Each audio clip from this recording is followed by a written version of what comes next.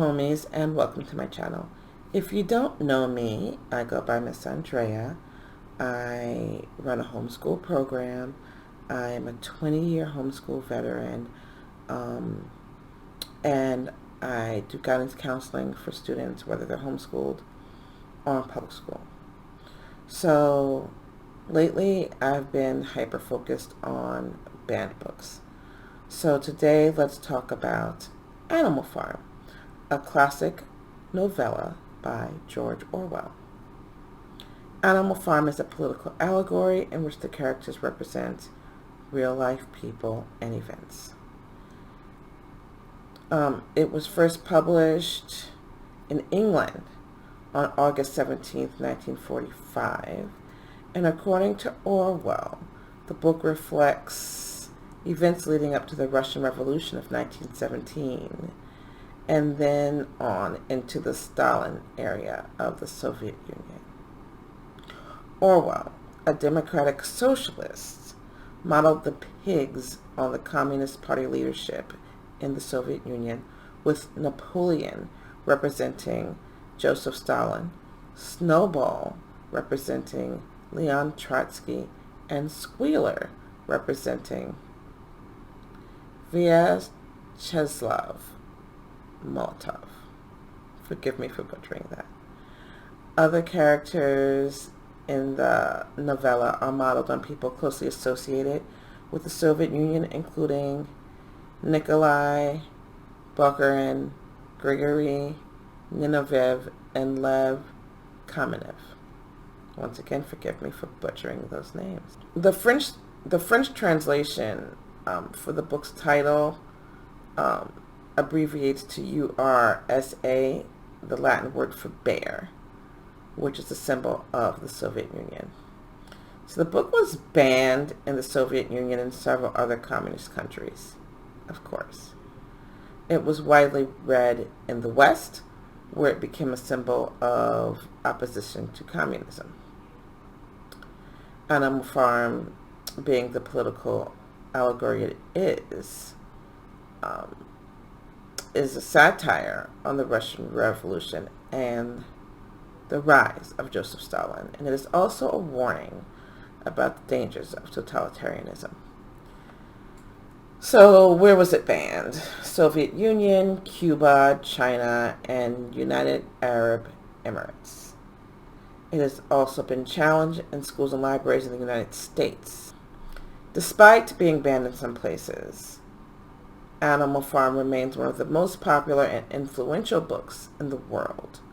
It has been translated into over 60 languages and sold over 100 million copies. The book has also been adapted into a number of films, television shows, and stage productions. The story is set on Manor Farm, which is owned by Mr. Jones, a drunken and neglectful farmer. The animals on the farm are overworked and underfed. One night, a pig named Old Major gives a speech in which he urges the animals to rebel against Mr. Jones and create a society where all animals are equal. The animals are inspired by Old Major's speech, and they overthrow Mr. Jones. They rename the farm Animal Farm, and they establish a set of rules called the 7 Commandments. The 7 Commandments are designed to ensure that all animals are treated equally. However, the pigs who are most intelligent on the farm soon begin to take over and exploit the other animals. They change the rules to suit themselves, and they eventually become as oppressive as Mr. Jones has been.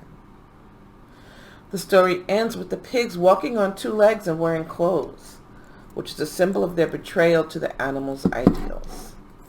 Animal Farm is a powerful and disturbing story that raises important questions about the nature of power and the dangers of totalitarianism.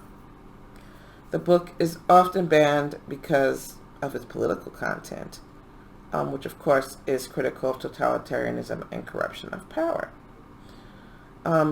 Specific reasons Animal Farm has been banned would be that it is critical of the Soviet Union and its leader, Joseph Stalin. It has been seen as anti-communist, It is considered to be subversive and dangerous. It is thought to be inappropriate for children.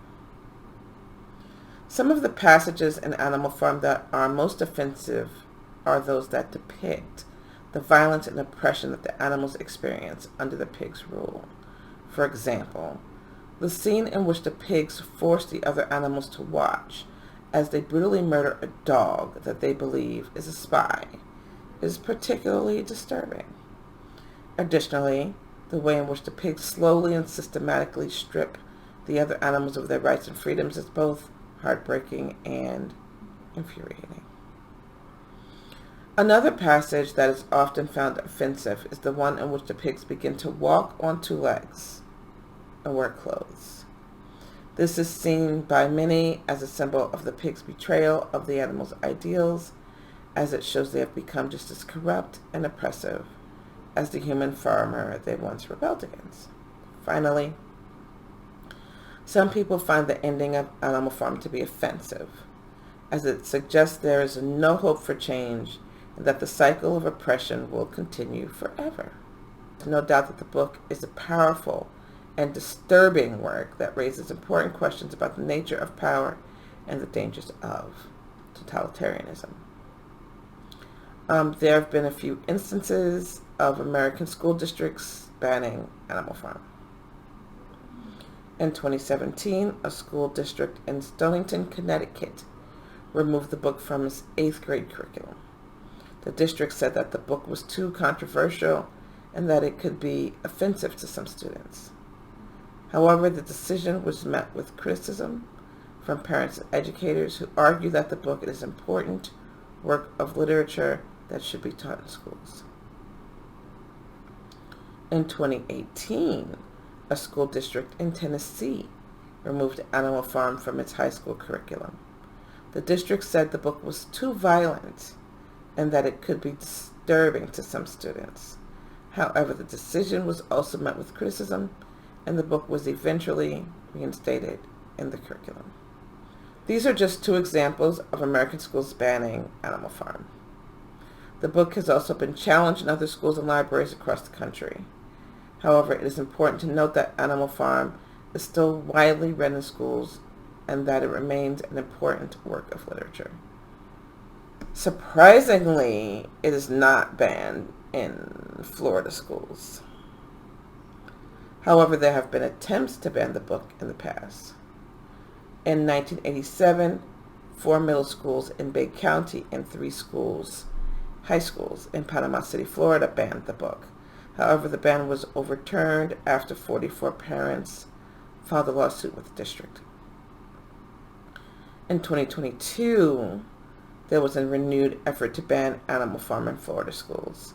This time the effort was run by Governor Ron DeSantis, who called the book a classic of literature, but said it was not appropriate for our school children. However, the effort was unsuccessful, and Animal Farm remains available in Florida schools. So,